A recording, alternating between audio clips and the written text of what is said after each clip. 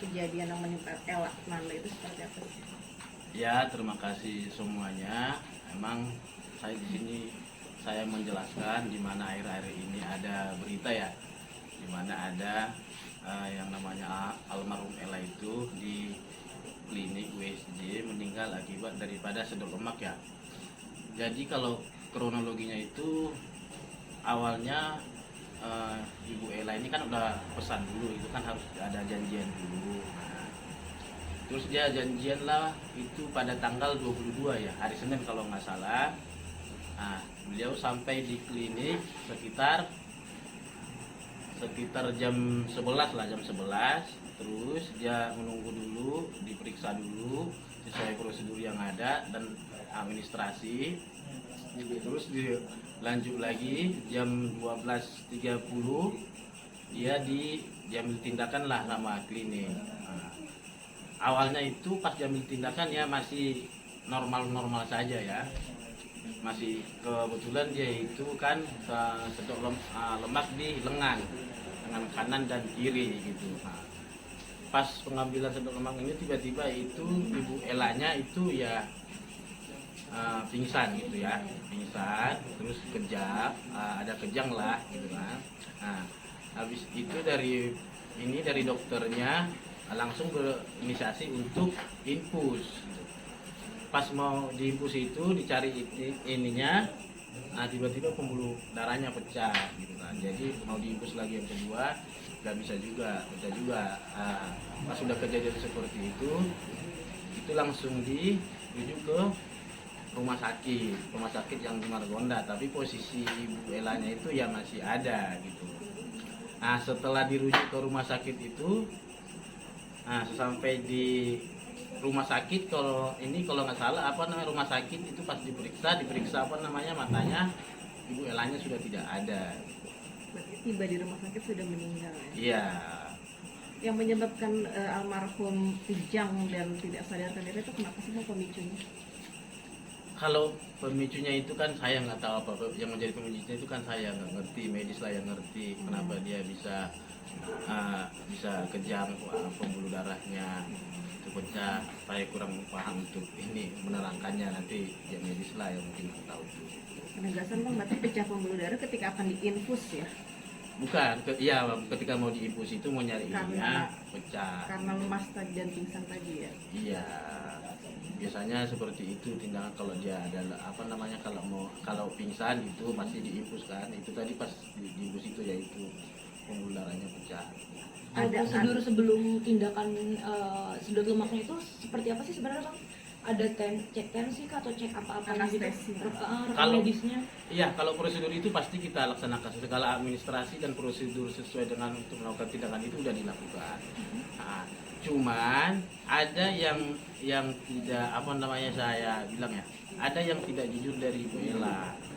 Nah, yang tidak jujurnya itu setelah kejadian tersebut. Jadi kebetulan kan Ibu Ella itu kan sudah ada supir yang langganan lah.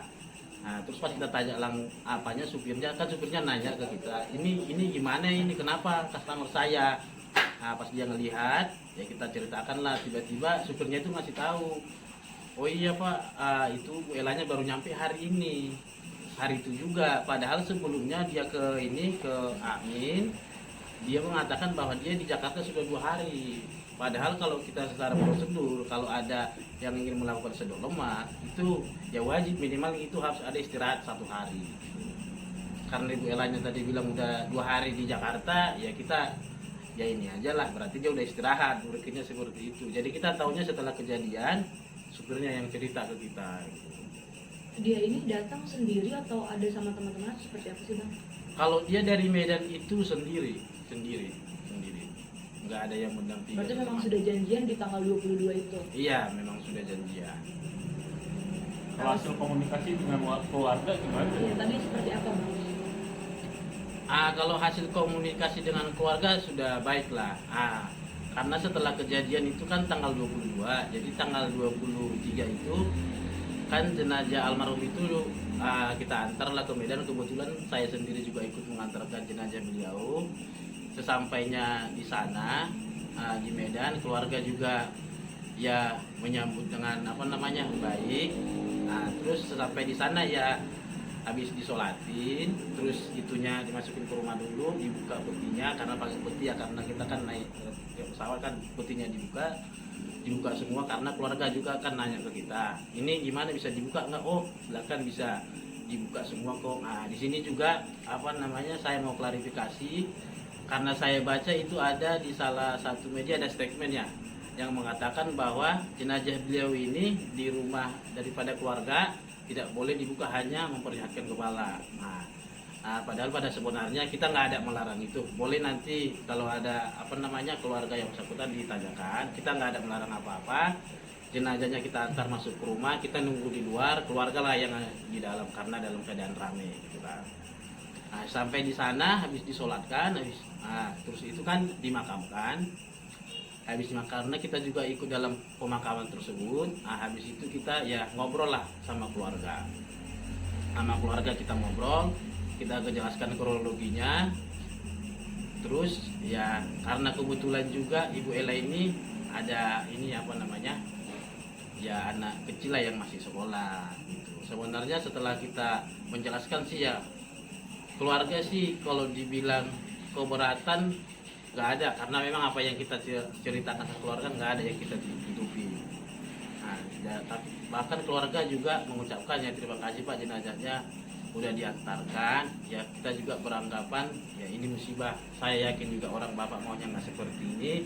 Ya kita juga jadi istilahnya dari ya keluarga ya di situ ya baiklah, tidak ada apa-apa gitu. Jadi sebenarnya dia itu ke sana itu 2 kali ya. Tapi waktu pertama kali dia ini menemani temannya. Tapi untuk treatmentnya baru pertama kali. Untuk treatmentnya dia baru pertama kali itu. Kalau untuk dokter sendiri, itu backgroundnya apa sih dokter yang menangani, si dokter A gitu? Ya lah, kalau dokternya itu ya memang orang yang berkompeten lah untuk melakukan tindakan seperti itu. Artinya dokter umum atau dokter bedah? Kalau sesuai keterangan dokternya ke saya, ya dia berkompeten lah. Saya kan udah menanyakan terkait ini legalitasnya. Dokternya mengatakan, ya dia memang berkompeten sesuai dengan apa yang tindakan dia lakukan. Sertifikasi profesinya sudah apa ada? Ada. Karena kita ini juga kan meminta itu supaya bisa untuk tindakan itu. Dokter dari mana sih? Apa maksudnya apanya? Dia berpraktek juga di mana? Kalau untuk prosedur saya nggak tahu sih di mana aja prakteknya ya, kurang tahu. Kalau dari media sosial kan ada kakak korban yang komplain dengan tragedi yang kemarin terjadi dari itu sendiri. Oh iya, jadi ini memang gini ya, karena kebetulan ini almarhum Ibu Ella ini kan kebetulan kan ya orang Medan ya, jadi keluarganya juga lumayan banyak. Nah, memang kemarin itu kan sewaktu kita mengantarkan jenazah daripada beliau ini, almarhum Ella ini, kakaknya itu sih udah konfirmasi ke saya. Nah, cuman karena kebetulan kakak itu lagi hamil itu kan, kakaknya kan lagi hamil 9 bulan, jadi dia di situ nggak datang lah pas pemakaman itu. Jadi mungkin dia kurang puas karena penjelasannya, makanya dia membuat di media sosial di media sosial ya membuat begitu. Tapi kita ya tadi kemarin kita baru ketemu, kita udah luruskan, kita ceritakan apa yang kita ceritakan juga pada keluarga yang pertama kali kita ketemu, kita ceritakan juga ke kakaknya seperti itu. Dia kakaknya juga ya iyalah, kalau memang kenyataan seperti itu ya udahlah, keluarga terima. Tapi ini sudah clear dari pihak keluarga ya? Iya, dari pihak keluarga kita udah clear, karena pihak keluarga cuman mengatakan ke kita untuk anaknya lah diperhatikan. Karena kebetulan anaknya ini kan masih sekolah, dan kita juga dari pihak klinik sudah mengiyakan lah untuk kebutuhan alat tersebut. Bang, boleh dirunut nggak sih ketika dia datang jam berapa, tindakan jam berapa, pecah pembuluh darah jam berapa, dibawa ke rumah sakit Bunda jam berapa? Kalau untuk keseluruhan saya mungkin ini aja Bu ya. Jadi kalau datangnya dia kan ke klinik, kalau nggak salah kira-kira nyampenya itu jam 10 sampai jam 11 lah. Jam 11, terus tindakannya itu dilakukan pas di jam 12.30 gitu. Nah, terus pas sudah kejadian saya ceritakan tadi, kalau jamnya itu saya nggak tahu ya pas pembuluh darah kan. Tapi kalau dia pas dirujuk ke rumah sakit itu kalau nggak salah itu antara setengah 4 lah, setengah 4 sore sampai jam 4 kira-kira jamnya. Berarti setengah 4 itu sudah kondisi wafat ya. Setengah 4 sudah kondisi wafat berarti. Enggak, kan tadi udah saya jelaskan dari klinik itu dia masih ada, di perjalanan itu masih ada, di perjalanan itu masih ada, waktu mau dirujuk itu masih ada. Tadi kalau sudah clear artinya udah nggak ada gugatan dari pihak keluarga atau dari pihak manapun ya Bang?